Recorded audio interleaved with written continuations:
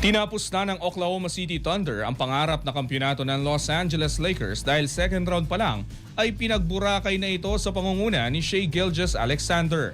Ang ibang detalye alamin sa pag-abante ni Jonas Lavarias. Opisyal nang umabante sa Western Conference Finals ang Oklahoma City Thunder matapos patalsikin si LeBron James at ang buong Los Angeles Lakers sa kanilang balwarte. Pinamunuan ni Shai Gilgeous-Alexander ang OKC bitbit ang kanyang 35 points habang nag-ambag din si AJ Mitchell ng 28.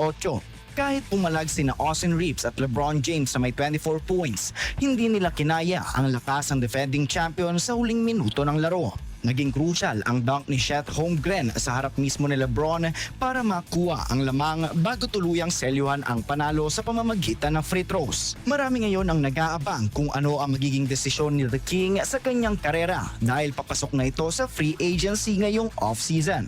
Samantala, hihintayin na lamang ng Thunder kung sino ang kanilang makakalaban sa pagitan ng Timberwolves at Spurs para sa ticket pabalik ng finals. Sa ngayon, nananatiling malinis ang record ng Oklahoma City sa playoffs at itinala ang pinakamahabang winning streaks na 8-0 bilang defending champion.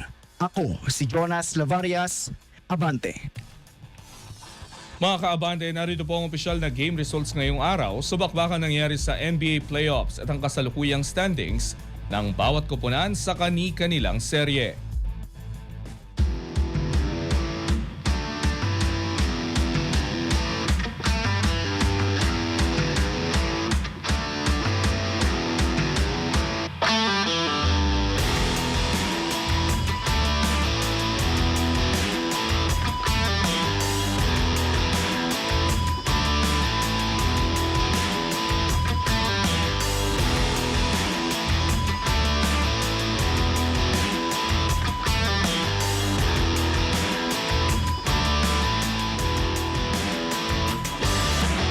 Manatiling nakatutok sa Abante, sundan kami sa aming mga social media accounts at huwag kalimutang mag-subscribe sa aming YouTube channel, DWAR Abante Radio, para sa mga eksklusibong balita.